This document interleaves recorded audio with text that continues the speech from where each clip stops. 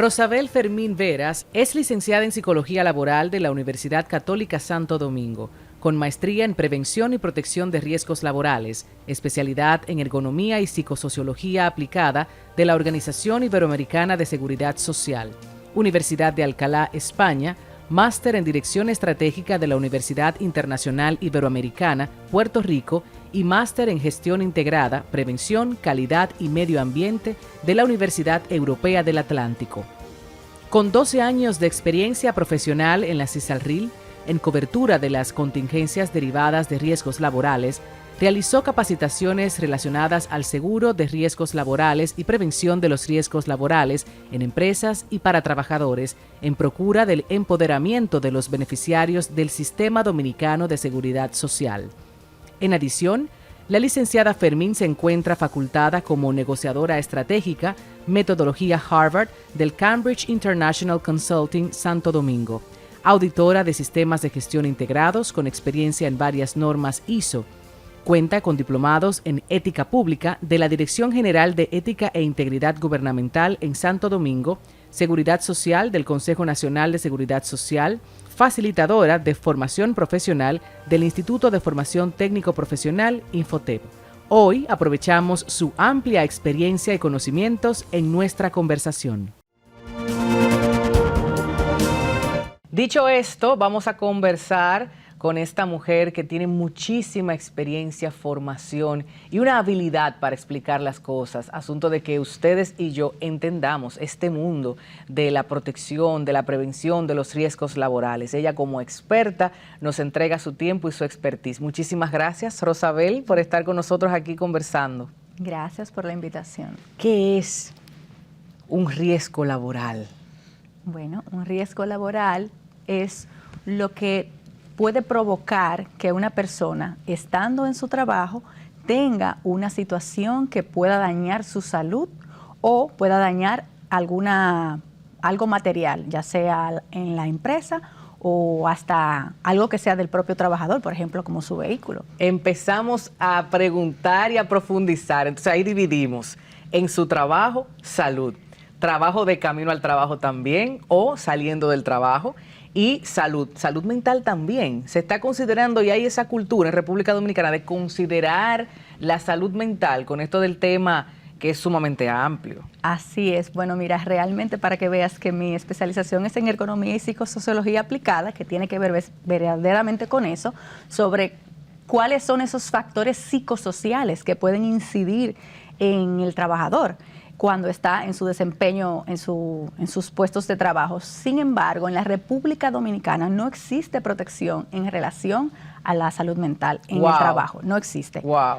De hecho, son pocos los países a nivel internacional que tienen cobertura en salud mental a nivel de los riesgos laborales. Y eso sería tan importante, Rosabel. Así es. ¿Cuáles son los de avanzada que ya han entendido y tomado en cuenta en su legislación y en sus normativas la salud mental como parte integral de la protección a los trabajadores? Bueno, España, por ejemplo, que es un gran referente para eso, y realmente sí, definitivamente hay muchas enfermedades, muchos factores que pueden incidir, por ejemplo, la carga de trabajo, lo que es el estrés laboral, lo que le llamamos el síndrome del quemado, claro. O sea, cuando la persona tiene tanto estrés laboral que llega un momento en que se siente que está como quemado, literalmente. Claro.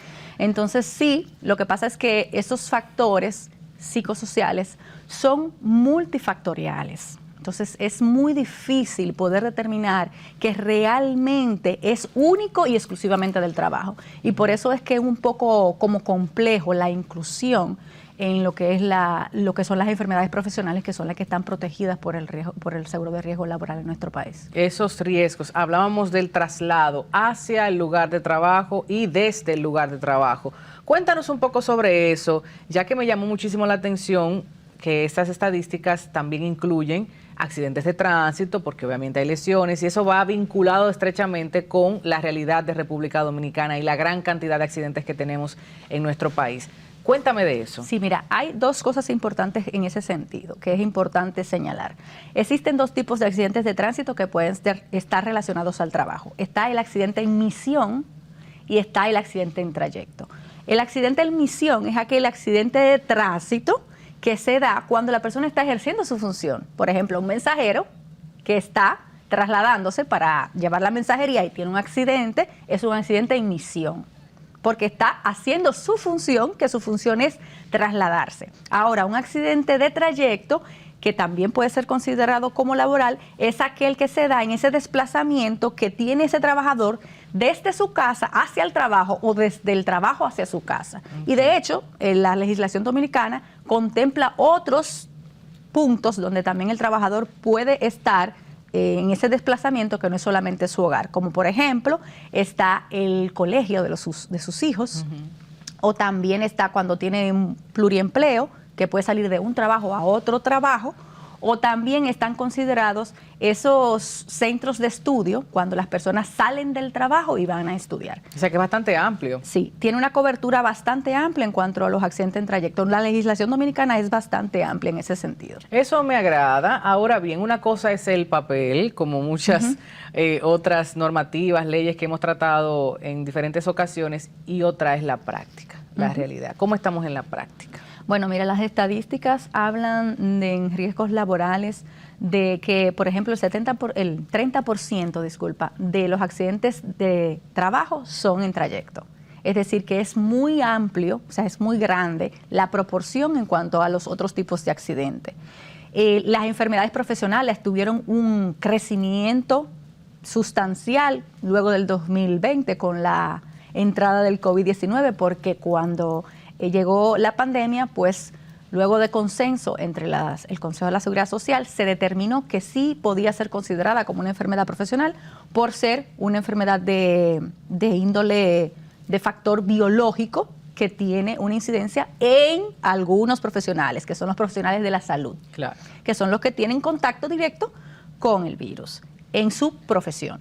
Y entonces esto disparó, obviamente, las estadísticas en cuanto a enfermedad profesional, porque las enfermedades profesionales son muy pocas en relación a los accidentes. Y de hecho, nos habla, si comparamos con otros países, de que existe un subregistro muy grande en cuanto a enfermedad profesional en nuestro país por el desconocimiento, porque no se reportan, porque no se sabe que es una enfermedad que está asociada a tu trabajo, y por eso el trabajador no lo sabe, no lo dice, simplemente va a atenderse y realmente se pasa por el seguro de común cuando realmente pudiera tener una implicación. Eso es muy importante y la gente tiene que saberlo, Rosabel, porque en un momento yo recuerdo una conversación sobre las personas que trabajan en estaciones de gasolina, de combustibles, ¿no? Que pudiera esto causarle algún problema en sus pulmones, bueno, no sé si es así, no recuerdo y no he profundizado en esos estudios. Y otras áreas también, gente que está constantemente expuesta a químicos o a ruidos o a maquinarias pesadas, gente que está en el sector de la construcción o gente incluso que está en los muelles, que es un sector, eso es un mundo aparte, los muelles en República Dominicana. ¿Y quién se encarga? ¿Hay una inducción? ¿El empresariado se ha tomado el tema en serio para instruir y prever de alguna forma a sus colaboradores? Mira, en cuanto a eso, hay mucho de desinformación del mismo empresariado. Sí. Hay poca supervisión de quien le corresponde este capítulo, que es el Ministerio de Trabajo y el MAP para las instituciones públicas, y realmente es por la cantidad de personas que tienen en ese rol de supervisor. No hay la cantidad de inspectores necesarias para cubrir a toda el empresariado dominicano. Y eso habla de que realmente tenemos un problema. Pero claro, en cuanto a la prevención, sí hay muchas empresas que se lo toman en serio. Se lo toman bien en serio, tienen sus programas y tienen sus planes de acción ante las enfermedades que son los riesgos que tiene esa empresa en particular, porque hablamos de que los riesgos son particulares dependiendo del sector y dependiendo del puesto. Supongo que más las multinacionales que tienen unos son que tienen más protocolos y rigor. Cuidados y todos sus ISO bien calificados. Claro, ¿verdad? que sí. En este sentido, las enfermedades profesionales, te digo, para que el ciudadano lo entienda muy bien, ¿qué tiene que saber si esa enfermedad está relacionada a su trabajo? Primero tiene que sentir que cuando deja de trabajar, se mejora. La mayoría de personas que tienen una enfermedad profesional que está directamente causándole algún daño, deja de ir al trabajo y mejora. Vuelve al trabajo y vuelve a empeorar. Ese es el primer como clic que Como te una puede semana, decir. 10 días te das cuenta. Está de licencia y vuelve al trabajo y vuelve a recaer. Las vías aéreas, por ejemplo. Entonces, eso es un indicador bastante importante para que el trabajador pueda saber si pudiera tener alguna relación con eso. Otra cosa importante es que las enfermedades tienen un agente, que es el que detona la enfermedad. Y ese agente tiene que estar presente en ese trabajo. Por ejemplo, para que tú entiendas, una persona que tiene asma, tú sabes que una persona asmática tiene unas características propias que activa el asma, ¿verdad? Por ejemplo, el polvo, por ejemplo, las esporas, por ejemplo, cualquier cosa que hace que esa persona comience a sentir el pitico, ¿verdad? Entonces, ese asma, que como personas que lo tienen desde que son niños, se descarta, por ejemplo, que es profesional, porque es un asma que viene dado desde la preexistencia que tiene esa persona como una condición particular. Ahora, cuando una persona nunca en su vida ha sentido asma y de repente, siendo adulto, comienza a tener una patología asmática, es de cuestionarse. Y entonces, ¿cómo se cubre? ¿Qué garantía? ¿Cómo se acude a recibir esos servicios o prestaciones o garantías? No sé. Sí. ¿Qué te Lo ofrece primero que tiene que hacer sistema? el ciudadano es informarle a su empresa que tiene una condición de salud, que tiene una queja, que se siente mal. Entonces, el empleador dentro de la empresa que se va a encargar de reportar esa situación al Instituto Dominicano de Prevención y Protección de los Riesgos Laborales, IDOPRIL. Ellos se van a encargar de evaluar ese evento, verificar si verdaderamente corresponde como un riesgo laboral y califican el evento como tal. Una vez calificado, ese ciudadano tiene o trabajador tiene el derecho a recibir una serie de prestaciones, ya sea las que esa persona necesite. Por ejemplo, si tiene afección de salud y necesita atenciones médicas, pues la puede recibir, ya sea médica general, ambulatoria o hospitalización. También puede recibir servicios odontológicos, en caso de que sean odontológicos. También puede recibir los servicios, por ejemplo, hasta de prótesis, anteojos y todo lo que esa persona necesite para recuperarse del todo. Terapias de todo tipo. Y eso tiene una cobertura de un 100%. Es decir, que el trabajador no tiene que pagar ni copagos ni cuota moderadora, como sí lo es para el Seguro Familiar de Salud. En ese sentido, muchos trabajadores hasta desean que su afección sea un riesgo laboral porque tiene una mayor protección. En cuanto a dinero, tiene un resarcimiento en términos de discapacidad temporal. Por ejemplo, para la licencia médica, se le paga un 70% de su salario. Okay. Mientras esté de licencia. Y si tiene ya una afección que es permanente, o sea, ya una discapacidad permanente, puede aplicar para una de dos prestaciones, que son una indemnización por ese daño, que correspondería si ese porcentaje de discapacidad es menor a un 50%, que te pudiera explicar un poquito a dónde viene eso de los porcentajes de discapacidad. Es que cuando el trabajador ya completa el periodo de discapacidad temporal, es evaluado por las comisiones médicas regionales, que son entidades que están dispuestas dentro del Sistema Dominicano de Seguridad Social para evaluar las discapacidades permanentes. Ellos hacen una evaluación de acuerdo a un manual de referencia que evalúa y valora la discapacidad en un porcentaje de un 0 a un 100%. Dependiendo del valor que obtenga ese dictamen, va a determinar cuál es la cuantía económica que ese trabajador va a recibir. Entonces, si es menor de 50%, de 5% a 50%, puede recibir una indemnización.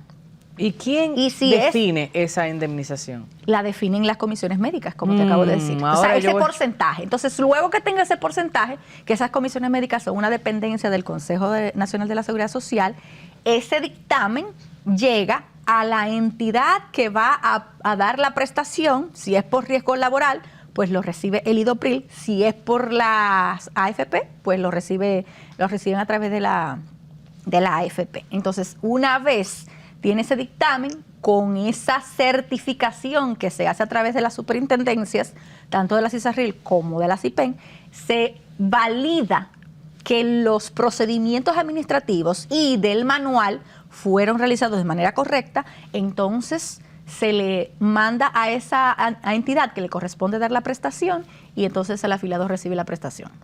Yo estoy así pensando en todo eso que dices, porque el dominicano, la dominicana, y me pongo en sus zapatos, no confía. Y es que nos han dado tantas razones para no confiar en el sistema, en el Estado, en los partidos políticos, en los decisores y decisoras, mucho menos a veces en el empresariado, so pena. Porque claro, está la normativa, está la gente trabajando y funcionan, muchas cosas funcionan. Entonces, Rosabel, en la práctica, la gente que llega a conocer de esto que tú estás expresando y ha solicitado, ¿no?, esos servicios, esa indemnización, ¿pudiéramos hablar de un porcentaje positivo, que se está cumpliendo, para que la gente sepa y tenga la esperanza de que sí puede ir, puede acudir? Te puedo decir con toda seguridad que el porcentaje de inconformidad es muy bajo, menor de un 2%. Y te lo digo con toda la seguridad porque yo trabajaba directamente en el departamento que velaba por las reclamaciones e inconformidades en la CISALRIL y te hablo de riesgos laborales. Y realmente el porcentaje es muy bajo en relación a las coberturas que se dan. Ahora, claro, al igual que las enfermedades profesionales, pudiera haber un subregistro, o sea, pudiera haber mucha gente que no reclama porque no sabe dónde reclamar. Pero en cuanto a lo que existe y a lo que se está dando, las inconformidades son muy bajas en relación a riesgos laborales. Ahora, ya en salud ya es otra cosa. Eso es otro mundo aparte. Vamos a quedarnos ahí. Hacemos una pausa publicitaria cuando estemos de regreso, entonces profundizamos aún más, porque a mí me ocupa que la gente sepa, el trabajador, la trabajadora sepa que tiene ese mecanismo y que debe utilizarlo. Y si no lo ha hecho el empleador para notificarle, para acercarse en caso de que haya cualquier riesgo o accidente, pues que sepa que está ahí. No se van a poner a leer la ley. Yo sé que no. Pero vamos a aprovechar la presencia de esta experta para que ustedes tengan más información. Y también dirigirnos al empresariado, porque, oye, a nivel de consultorías, hay muchos expertos en República Dominicana, pero yo creo que tenemos que aprovechar también todo el expertise de Rosabel para que hagamos las cosas bien. No se trata de quienes tienen el poder económico y quienes son en desventaja, los desfavorecidos, o sea, por este sistema. Vamos a hacer las cosas bien. Después de la publicidad, regresamos.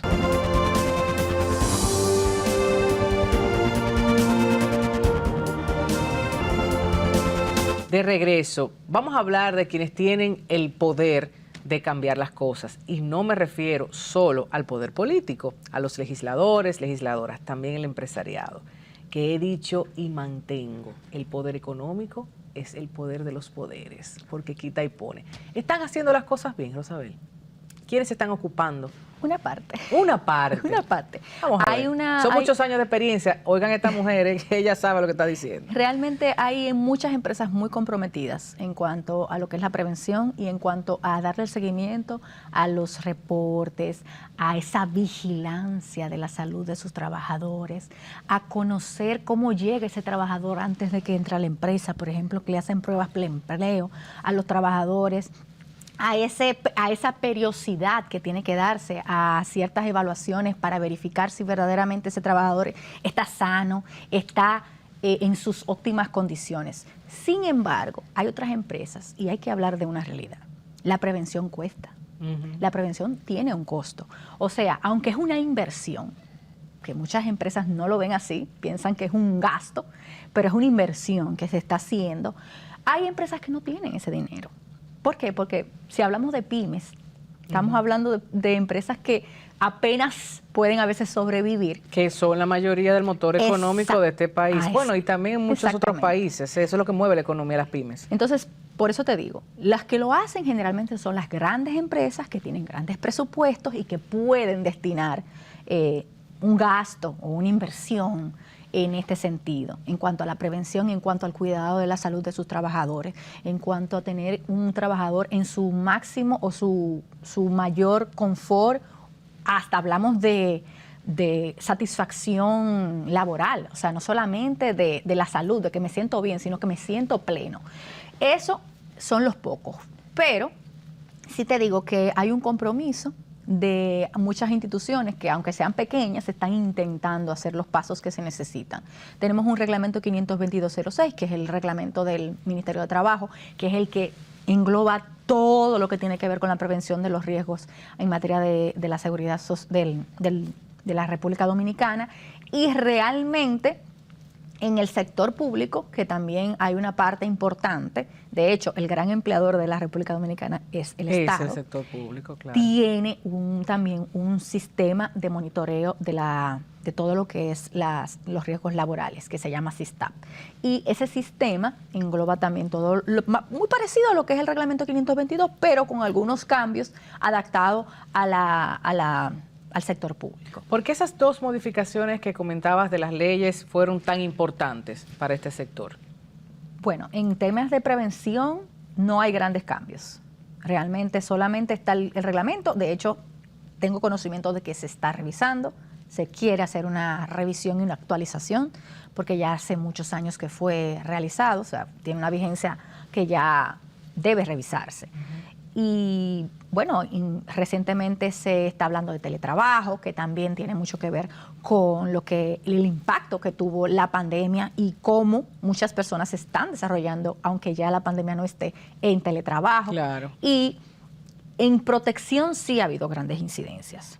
Por ejemplo, la ley 397/19, que salió a finales del 2019, tuvo grandes cambios en lo que es los riesgos laborales, sobre todo porque transforma la institución que da las prestaciones, que antes se llamaba ARL, o Administradora de Riesgos Laborales, ahora IDOPRIL, como ya le habías mencionado, y eso le da otras atribuciones que no tenía, como era la parte de la prevención. Antes el IDOPRIL no tenía que ver con la prevención, ahora sí tiene que ver y tiene funciones específicas relativas a estas. Y otra importantes aportes que hizo esta ley es que agregó valor a las prestaciones. Por ejemplo, en la 8701 no se contempla lo que son auxilios funerarios. Ya riesgo laboral tiene auxilios funerarios por la ley 397/19, que da un poquito más de apoyo a esas familias que tienen la muerte de un trabajador por un accidente laboral o una enfermedad profesional, porque le ayuda con los gastos funerarios. También otra cosa que aporta esta ley es que aumenta lo que es los pagos por indemnizaciones que te había mencionado anteriormente. La ley 8701 daba solamente porcentajes de indemnización desde un 15% en adelante. Desde la 397 se da desde un 5%. Okay. Además, a esto agrega un porcentaje mayor a las pensiones por sobrevivencia, que son las pensiones que se le dan a aquellas dependientes, familias que quedan de los trabajadores fallecidos. ¿Eso cómo se calcula? La pensión por sobrevivencia es un 100% del salario cotizable que tenía, del salario base que tenía el trabajador al momento de morir. ¿Cuánto? ¿Un salario? ¿Dos, tres? ¿Cuánto? No, el 100% es una pensión. La pensión que del 100%. Es una pensión, salario mensual. O sea, se le daría el salario mensual que recibía el trabajador a esa sobreviviente, que en este caso pudiera ser la esposa, el hijo, la hija. Ajá, los hijos tienen que ser menores de edad. Si son mayores de edad, hasta los 21 sí están estudiando. Tienen que llevar la documentación, obviamente, que ampara que están estudiando. Y si son hijos con discapacidad, pues estos hijos discapacitados sin límite de edad. Ok, esto es muy importante. La gente accede inmediatamente a esta garantía. Hay muchas familias que lo desconocen. Eso es muy importante. Y realmente el valor que tiene la empresa en este momento, o sea, de apoyar y acompañar a esa familia, es vital. De hecho, cuando nosotros hacíamos las capacitaciones en la CISARRIL, que era parte de una de mis funciones cuando estaba trabajando allá, era hacer esto. Nosotros le dábamos inducción, o sea, le dábamos información, empoderábamos al empresariado para que ellos pudieran orientar al trabajador. Porque hay muchas veces que el trabajador no sabe, pero si la empresa lo sabe, le dice, mire, su esposo falleció, pero mire, le corresponde estos derechos por el seguro de riesgos laborales, esa familia va a poder hacerlo, porque va a tener un apoyo. De hecho, hasta va a requerir documentos, acta de nacimiento, va a necesitar actos de matrimonio que van a decir si realmente esa persona era un dependiente de ese trabajador. Entonces, esos requerimientos le pueden ser dados, o sea, le pueden ser brindados por esa empresa que pueda acompañarlo en ese proceso. ¿Qué tan burocrático es? ¿Qué tiempo tarda para que esa mujer, ese hombre pueda acceder a esa garantía, a esa la pensión? Burocracia es un poco. Yo diría que luego de que cumple con los requisitos, es decir, que lleva todos los documentos formalmente, tarda hasta un mes para comenzar a recibir la pensión. Okay. O sea que más o menos es como de un mes promedio que puede comenzar esa persona a recibir los beneficios. Inmediatamente esa pensión comienza a recibirse, eso no tiene ningún tipo de problema, siempre se paga a tiempo, no ha habido queja en ese sentido. Una incapacidad por accidente laboral, una incapacidad total, ¿qué representaría? Bueno, hay diferentes tipos de discapacidad. Está la parcial, que es la que es indemnizable, la total, la absoluta y la gran discapacidad. Una discapacidad total es la que te incapacita para ciertas cosas del trabajo, pero no te incapacita para otro tipo de trabajo. Es decir, si yo tengo una discapacidad total es que para la función para lo que yo estoy preparado para realizar, tengo limitaciones. Imagínate tú un carpintero, tuvo un accidente en las manos, ya no puedo trabajar lo que he hecho toda mi vida, 25 años. Exactamente. Un obrero, constructor, un pintor, un albañil, un mecánico, una persona que trabaje a nivel de fábrica, que mezcle algún tipo de ingredientes, no sé, productos químicos, o sea, es que se queda sí, prácticamente sin sustento. Así es, ahí hay un gran costo económico en relación a esa familia, o sea, el impacto que tiene en la familia de ese trabajador, porque el trabajador queda sin ese apoyo económico, pero necesita ayuda. Claro, para poder asistencia para todo, asistencia claro. de su familia. Entonces, eso no solamente impacta al trabajador, impacta a la familia completa. ¿Y entonces qué garantías tiene en caso de ser así? En caso de que tenga esa, como te expliqué, de ser total, pues recibe una indemnización. Depende de qué tan alta sea. Si es ya absoluta, que ya es una discapacidad que te incapacita para cualquier tipo de profesión, ya ahí sí pudiera ser pensionado.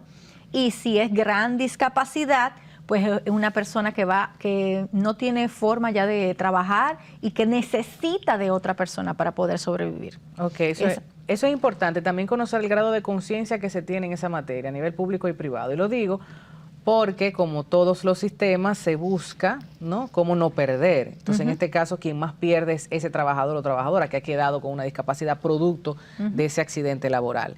¿Existe esa sensibilidad, conciencia social de, mira, esta persona indiscutiblemente no puede? ¿O hay trabas todavía que debemos mejorar, Rosabel? Bueno, en muchos sentidos hay pensionados por el IDOPRIL que han estado trabajando, o sea, que han tenido la suerte de aún discapacitados y pensionados conseguir un trabajo. Sin embargo, hay pensiones que son compatibles con el trabajo. Por ejemplo, las totales pueden trabajar porque pudieran estar desarrollando otro tipo de función. Esos son los pocos los que pueden hacerlo. No solamente, imagínate, si el mercado laboral está difícil, imagínate tú para un pensionado. Claro. Pero hay personas que lo han conseguido. Hay en otros casos, pues la mayoría, obviamente, que no consiguen reintegrarse al ámbito laboral, aún teniendo una discapacidad total que pudiera, como tú dices, es por un tema de ¿qué hago si era lo único que sabía hacer? Por supuesto, y toda mi vida económica depende, ¿no?, de ese mayor sustento muchas veces, aunque existe la informalidad y lo sabemos, anda creo que 55, 60, quién sabe, mal contado. 56%. Ya tú sabes, 55, 60, por ahí anda la cosa. Sí. Entonces, Rosabel, ¿en qué sectores que más accidentes laborales tiene República Dominicana? Mira, el sector educación. Así es, tiene un alto, pero también hablamos por la cantidad también. Hay una gran cantidad de educadores en la República Dominicana. Es uno de los sectores con más accidentes. Pero si hablamos de fatalidad, o sea, de los que tienen accidentes fatales, estamos hablando del sector de la construcción. De la construcción. Y eso los ingenieros e ingenieras lo saben, prevén y destinan recursos para esas prevenciones. Sí, realmente el sector industrial y de la construcción es uno de los sectores que están más realmente comprometidos con la prevención porque saben que los accidentes son fatales. O sea, son de los sectores que tienen mayores accidentes graves que pueden ocurrir. ¿Y los educadores y educadoras? ¿Cuáles son los riesgos, daños, enfermedades, accidentes que regularmente se han reportado? Sí, hay muchos accidentes de tránsito en el sector educación. Okay. Hay mucha enfermedad profesional en cuanto a la parte vocal. Eso muchas personas lo desconocen, sí. El profesor se expone mucho a tener afonías, claro, o a tener de algún tipo de disfonía en su voz. Y también hay mucho en temas de que, por ejemplo, tienen accidentes en ocasión, es decir, trasladándose en el mismo recinto, se caen, no es un accidente de tránsito per se, sino que tiene una fractura, se cae por la escalera. O sea, hay muchos accidentes que son de ese tipo, que son en ocasión en lo que están desarrollando en el trabajo, no directamente en las aulas. Ok, fábricas, productos químicos y demás, estaciones de combustible, como decía yo al principio. No, eso no es tan alto. Ok, lo pregunto porque recuerdo en una ocasión la gran discusión social sobre las explosiones y esos eventos que han sido fatales. Quizás pueda pasar un día, pero repercute todo el año porque la gente sigue hablando de eso. Entonces ya tenemos un especialista diciendo que no es un asunto frecuente ni de preocupación. Obviamente lamentable, claro, que se trata de vidas. Sin embargo, hay otros accidentes que con frecuencia pasan en República Dominicana. Menores, mayores, que sí son importantes. Sí, realmente las frecuencias de accidentes de ese tipo, cuando se dan de forma colectiva, con un gran impacto social, son de muy baja frecuencia. Hay que preguntarte algo, a ti como especialista. Cuando se hace una consultoría, cuando se contrata un servicio experto para que me evalúe la estructura empresarial y me diga qué se necesita, ¿de qué inversión estamos hablando aproximadamente? Económica. Eso depende de muchas cosas. Cantidad de empleados, sector, tiempo que se va a durar allí en la empresa. Eso depende de la cantidad de trabajadores, de los riesgos que tiene esa empresa, de la estructura, hasta del tamaño de la estructura que tiene ese edificio. Eso depende de muchas cosas. Ahora, sí es importante tener en cuenta, para tú tener una adecuada consultoría, y de hecho el Ministerio de Trabajo certifica a los proveedores de servicios de prevención de riesgo laboral, y si usted no está certificado no puede dar ese servicio. O sea, a nivel de lo que es legislación, o sea, tú no puedes hacer ese trabajo si no tienes la certificación del Ministerio de Trabajo. Y para poder realizar ese levantamiento que se hace, o lo que es la evaluación de los riesgos de esa empresa, esa evaluación conlleva una serie de pasos que implica la identificación de los riesgos, la estimación de ese riesgo y después la valoración de esos riesgos, que eso se cuantifica y eso tiene un análisis tipo matemático. Sí, o sea, eso tiene... Me imagino que habrá manuales para cada sector. Exactamente, eso se hace como si fuera un esquema de frecuencia y consecuencia, y eso te da un resultado. Y en función del resultado, tú aplicas medidas en relación a cada riesgo que tú identificaste que te está dando alto o muy alto. Generalmente la empresa se enfoca en esos riesgos que son altos y muy altos, claro, porque realmente son los que tienen mayor impacto en esa institución. Claro. Los que ya son moderados o leves, pues generalmente no son tan tratados. Los demás sí deben de ser eliminados, sustituidos en ese orden jerárquico. O sea, lo primero que se debe de tratar es eliminar el riesgo. Eliminarlo, o sea, por completo. Si no se puede, sustituirlo, o sea, cambiarlo por un proceso que sea parecido y que no me ponga en tanto riesgo. En esa misma escala podemos seguir hablando de, por ejemplo, de ideas de medidas que sean colectivas. Por ejemplo, cómo cambio la estructura del espacio para que no sea más riesgoso. Si no es posible, entonces va al último eslabón, que son los equipos de protección personal, que son los que la mayoría de los trabajadores conocen, los EPP, famosos EPP. El casco, la chaqueta reflectiva. Esos son equipos de protección personal. Pero yo estoy pensando en la cantidad de riesgos que existe en todas partes. En todas partes. O sea, en un estadio, en un edificio, en una piscina, en un gimnasio, en un canal de televisión. Aquí se ha caído una escenografía, ¡pam!, y le ha dado desafortunadamente a uno de los muchachos. O sea, yo en una tarima muchas veces tengo que caminar todo el espacio, porque si va a subir el presidente de la República por ahí, aunque tiene su equipo de seguridad, yo también tengo que ver el riesgo de que se pueda caer y que pueda haber una fractura y que pueda existir esa mala situación en un evento. O sea, esto es sumamente amplio. Después de la publicidad, vamos concluyendo. Quédense ahí porque yo estoy así como ansiosa de seguir sabiendo más con Rosabel. Quédense ahí.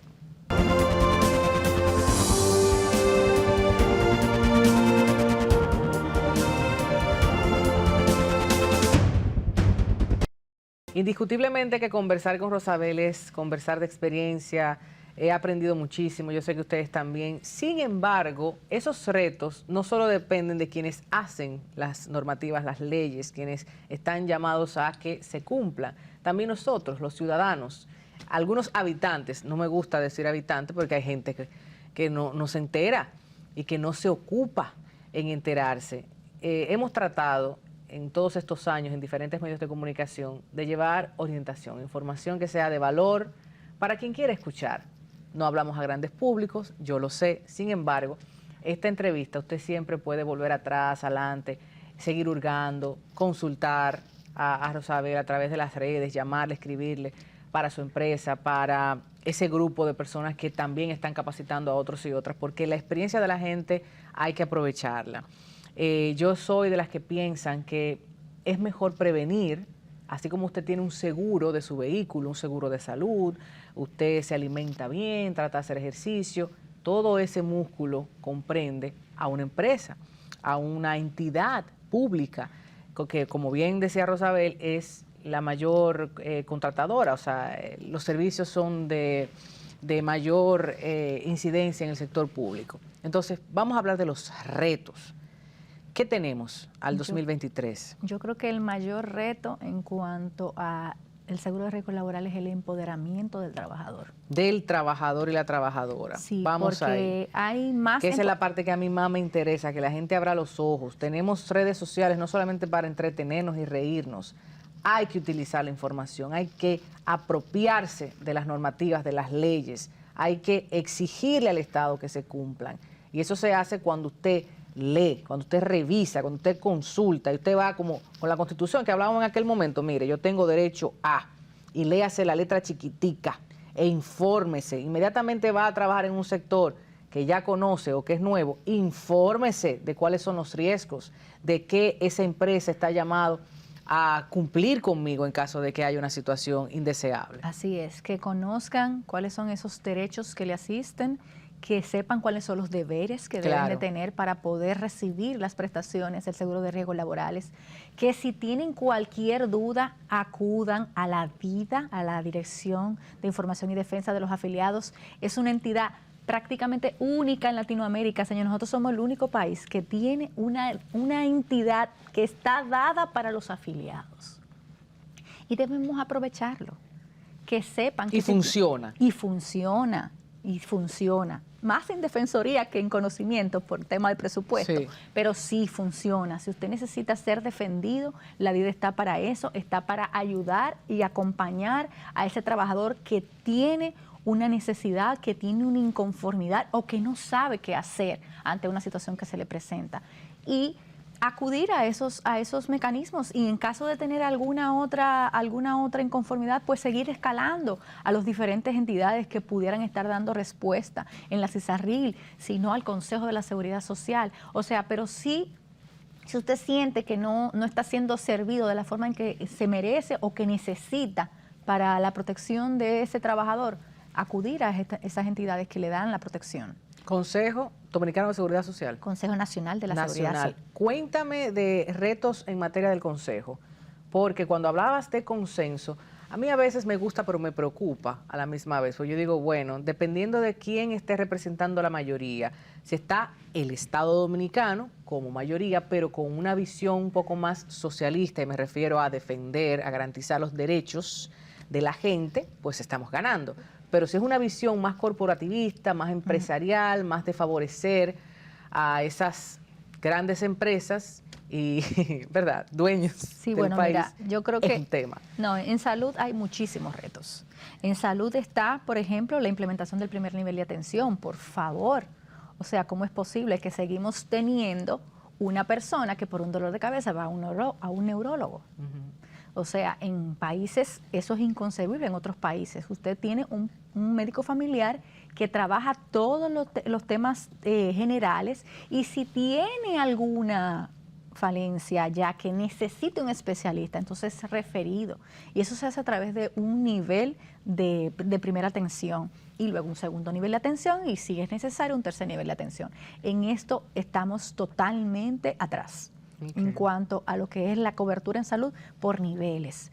¿Por qué? Porque eso sube el costo. Obviamente, el costo de bolsillo de ese ciudadano que tiene que tener una atención de salud, pues se ve súper, ¿me entiendes? Entonces, ahí sí tenemos un gran reto que se puede implementar. Y, lo digo, todo ha sido por los médicos. Los mismos médicos son los que han puesto la mayor traba porque son los que serán más afectados en términos económicos. Pero realmente es un tema de quién tiene más interés. ¿El Estado, la sociedad médica o el ciudadano? Claro, la gente. Entonces la gente es quien debe ser vista como más importante. Claro. Otro gran reto es implementar el Plan Básico de Salud realmente, porque no tenemos un Plan Básico de Salud. La Ley 8601, desde que fue concebida, habló de un Plan Básico de Salud cuando todavía no lo tenemos. Nosotros tenemos un PDCS, que fue una solución en ese momento, bajo un acuerdo, para poder sacar las coberturas en salud por la seguridad social. Tenemos que tener ya un plan básico de salud. Eso es otra asignatura muy pendiente. También tenemos el reto fundamental de tener un FONAMAP que realmente sea el Fondo Nacional de Accidentes de Tránsito, que no lo habíamos tocado, pero que es fundamental. Y más tomando en cuenta la realidad y las estadísticas de nuestro país. Así es. Entonces, eso también es una asignatura pendiente, porque el FONAMAP no existe como tal. Existe bajo resolución del Consejo y se vive reactualizando cada cierto tiempo, porque tiene la resolución es por periodos. Entonces, cada cierto tiempo tiene que volverse a actualizar. Entonces, ahí también es importante que la ley concibe que ese fondo de accidentes de tránsito sea desde los seguros de tránsito, no desde la seguridad social. Y la seguridad social es la que la ha asumido. Claro. Pero realmente no es lo que contempla la ley. Y si no va a ser así, pues entonces hacerlo definitivo, pero no estar en este juego de reactualización cada cierto tiempo. ¿Y dónde enfocamos los cañones para que eso se dé? Eso está en el Consejo, definitivamente. Pero ahí están los sectores que se contraponen y por eso el FONAMAP no ha sido eso es una de las grandes, yo diría que confrontaciones en temas de que realmente se ponga en funcionamiento. Estoy pensando en ese consejo que, como tú decías, consenso. Bueno, ojalá que todo sea para bien. ¿Dónde la gente puede encontrarte? La gente puede encontrarme a través de mis redes sociales. Estoy en Instagram. Tengo ahora mismo preparando unos paquetes, unos programas de formación para empoderar a las empresas, para que puedan ser los entes multiplicadores a estos trabajadores. Estoy haciendo unos grupos de formación en los diferentes temas de seguridad social, básicamente enfocado en riesgo laboral y en prevención, pero sí manejo los conceptos generales del sistema dominicano de seguridad social y si quieres podemos pasarte las informaciones para que puedan ver cuáles son los servicios que puedo estar brindándole a esas empresas. Mi enfoque es que ese programa es individualizado, es decir, se hace un programa adaptado a lo que esa empresa necesita. Por ejemplo, si yo necesito tengo una persona nueva en nómina y no sabe manejar muy bien lo que es el tema de la TCS, te puede enfocar específicamente con eso.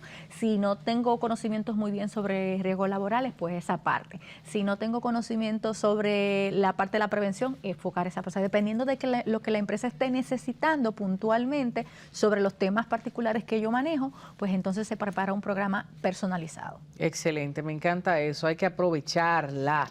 Yo no quiero decir, esta mujer joven, no, sabe que la gente se va con la cultura adultocentrista y piensa en la señora de los anteojos de 60 años, no señores, son más de 15 años de experiencia, formación en República Dominicana, en Europa, másters, diplomados, certificaciones, o sea, yo no sé cómo ella no había estado antes en este espacio. Y también cuando hacíamos así las cosas en esas mesas de debate para decir a la gente, no, eso no se está haciendo, sí, eso se está haciendo para defender desde cada trinchera. Muchísimas gracias, Rosabel, por estar aquí. Gracias a ti. Seguimos la próxima semana. Bye, bye.